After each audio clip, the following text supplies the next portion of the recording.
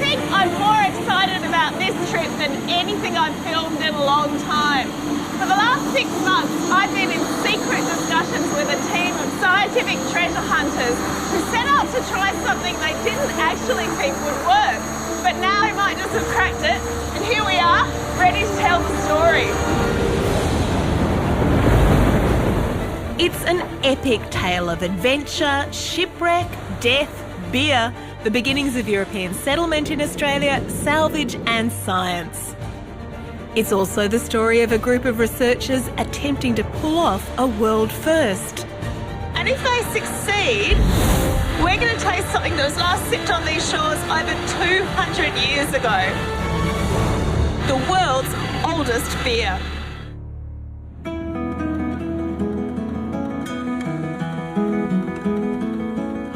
The story begins here in Launceston, Tasmania, with this man, David Thorogood, and a shipwreck. This is the rudder. It's huge. This gives you an idea of the scale of the boat these people were on. Yeah. This is the Queen Victoria Museum's star attraction.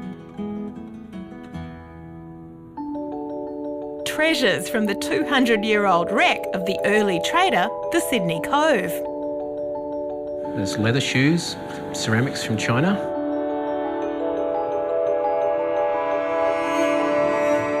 But it was what lay behind the scenes that stunned David, a chemist turned conservator, when he joined the museum 18 months ago. This is where the whole story begins. Oh, so these are the 220-year-old bottles recovered from the bottom of the ocean. Astonishingly, one of these bottles was still intact and actually appeared to have liquid inside, unheard of for a shipwreck this old. So at that point I was getting really excited. In addition to the bottle were 2 other samples which had been carefully decanted and preserved at the time of the wreck salvage 20 years ago.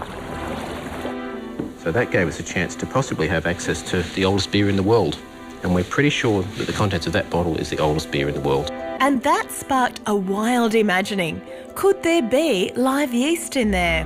One day I thought we might be able to culture that yeast and recreate beer that hasn't been on the planet for 220 years. What he didn't know at the time was that no one has ever achieved this. But this story is all about venturing into the unknown.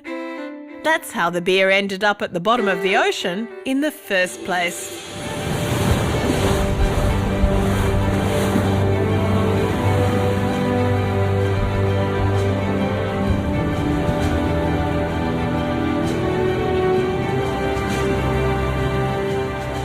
It's 1796. The European colony of Sydney's been going for just 8 years and it's still pretty precarious, dependent on supplies from the intermittent visits of British military ships, particularly for beer. Beer was critically important at that time. Soldiers and sailors were actually told to drink beer instead of drinking anything else. The water was considered toxic. So an enterprising group based out of Calcutta decides to repurpose a small Indian trading ship and attempt their first commercial trip to the new colony. Off they set from Calcutta, down to the Great Southern Land and smack into some of the biggest swells on Earth.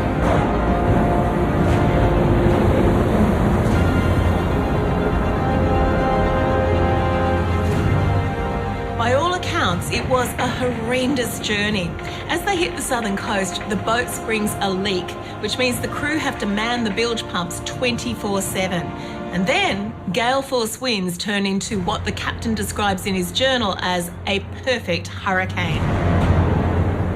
Brawling around the southern tip of Tasmania, they spring an even bigger leak. Sinking fast, there's no choice but to run it aground.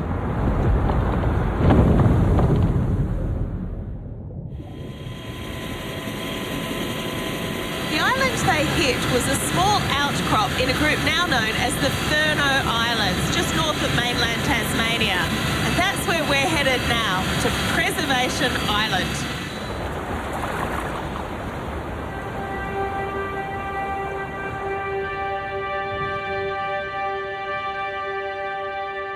Mike Nash is the marine archaeologist who excavated the wreck.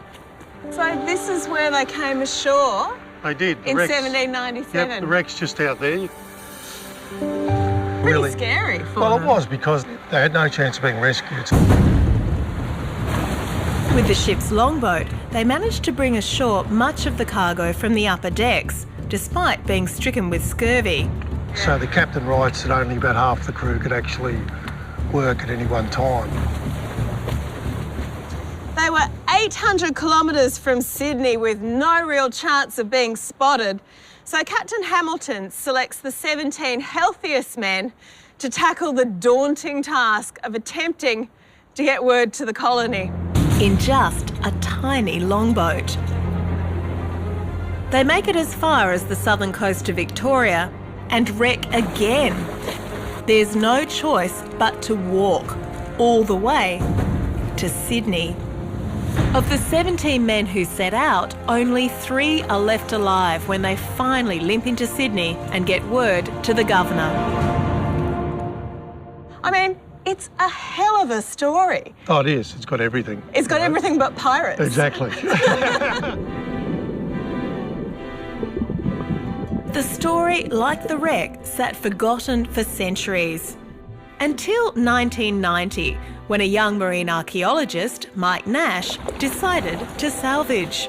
I mean, one of the surprises on the wreck was how well the organic material survived. So we get things like rope from the rigging, leather shoes, there was tobacco, and obviously the bottles of alcohol that still had, material in them. Why was it so well preserved here? And what happened was that the wreck sort of sunk into the sand a bit, but actually then seagrass grew over the top of it. So it virtually sealed everything in, and it stayed that way for the 200 years till it was actually found.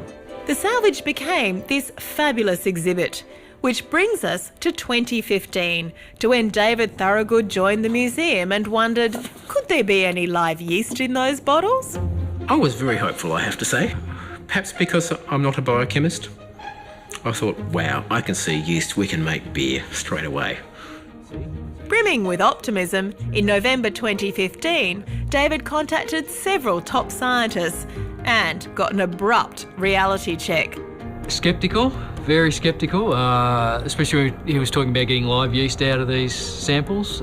Didn't think there was any chance it was ever going to work. With good reason. No one in the world has ever reliably recovered live yeast from a beer bottle this old. Some experts doubt beer yeasts survive longer than 10. To be jumping back 200 years was extraordinary. And really you need extraordinary evidence to back up how that might occur. The opportunity was too good to pass up to not try. So I couldn't bear it if we said no, someone else tried it and it worked. So we got in there and gave it a good shot. In December 2015, they got cracking. Here, at the Centre for Ancient DNA in Adelaide, the one precious unopened bottle was taken into their highly sterilised clean room for sampling. The only way that we were going to be able to validate what was inside these ancient bottles was to take an unopened one, because as soon as you open an ancient sample, there's so many myriad contaminants. My heart was in my mouth when we first introduced the syringe and took the sample, because I thought, oh no, it's going to be clear, it's going to be seawater.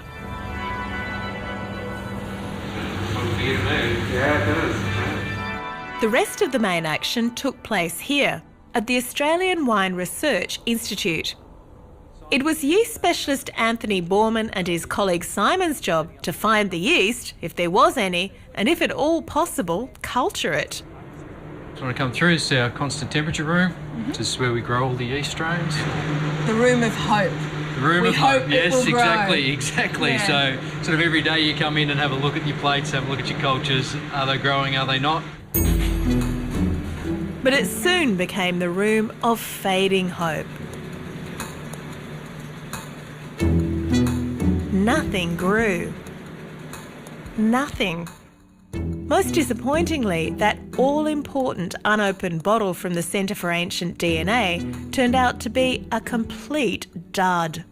Sadly, the liquid that was in that bottle wasn't actually beer. Maybe castor oil, maybe something else, but not beer. Then one day, Anthony walked into the room of hope and saw that 2 of the samples had come to life. I was generally shocked. My first reaction, and I think Simon's too, was do it again. And then I think after the second time, the reaction was do it again. So it was 2 or 3 times before we could confidently say that these 2 samples repeatedly grew yeast. The 2 samples were from the Tassie wreck, a single bottle of beer that was decanted 20 years ago into 2 flasks and stored in different parts of the museum. The fact that they were both yielding yeast was encouraging. Then, under the microscope, Anthony saw this. Okay, so what we've got here, Jonica, we've got 2 different types of yeast at least. We've got these spherical ones, which are give us a Saccharomyces yeast, a brewer's yeast. We have this other sort, this sort of little oblong guy here, which is a Brettanomyces yeast, another yeast that's associated with brewing as well. So Really? So from these our are beer- all brewer's yeast? All yeast that can be associated with beer, exactly. If you look at modern commercial brewing, they generally use a single species of yeast in sealed vats. But back in 1790, beer was brewed in an open barrel, and you might get up to 20 different kinds of yeast. So the fact there were multiple strains of brewer's yeast in this sample was really promising. You know, it's sort of smoking gun at that point that these were beer yeast coming out of the beers, so we're in with a good shot of them being the real deal. It could still have been the result of contamination though. Brewer's yeasts are common. To know more, they needed to wait on a detailed DNA analysis, which would take some weeks. Meanwhile, the yeast, exact origin still unknown, was sitting there, so they decided to brew some beer. You ready to do some home brewing? Absolutely. Now This is it. a home brewery. So why did you choose this recipe? This recipe was chosen because it's an English beer. It's probably not too unlike what they would have made back 200 years ago. First thing we need is malt extract, Smells like the beginning of beer. Parisian essence, very savoury. So this is the food for the yeast, right? Absolutely. All we need now is the magic ingredient, which is yeast. So this is the yeast that we isolated from the museum samples, the beer samples. Would you like to do the honours of that one? Absolutely. Our shipwreck yeast, of course, is what ferments the beer and creates alcohol. So there we go. 4 weeks, it'll be beer. We'll be enjoying it.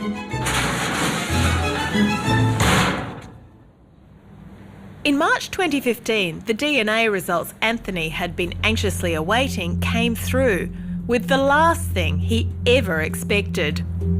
I had to stare at it for a while. Yeah, just to see exactly what was there.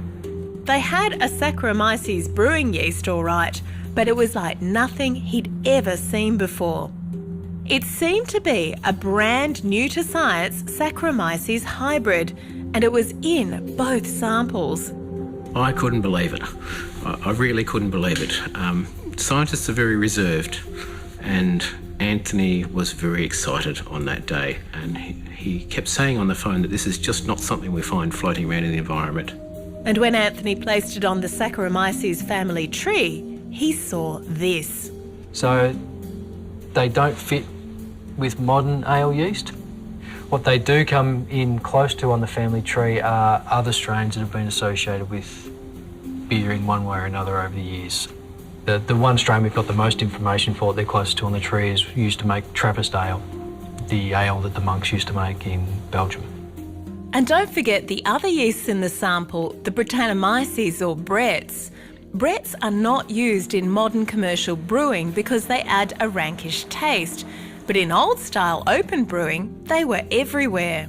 It kind of fits that these things are from beer. But right at the height of their excitement, the good ship Project Old Yeast hit its own stormy seas. Dissension in the group. Problem is, we've got a 20-year black hole between when the bottle was originally opened, decanted. The chain of custody, as you'd term it in a forensics case, is non-existent. You know, somewhere in that 20-year window, anything could have happened. And so under those circumstances, it becomes very, very difficult to actually claim that we've got any proof. Without the clean room evidence, Alan is sceptical it isn't contamination, especially given no one has ever retrieved yeast near this old. Could this really be the first time? I'd like to believe that, I really would, because it would be so great, but it so challenges what we see everywhere else that I don't think I can really get too excited yet. But both Anthony and David struggle with the alternative hypothesis, that it's contamination. So we got 2 samples, same bottle, decanted 20 years ago and then kept apart.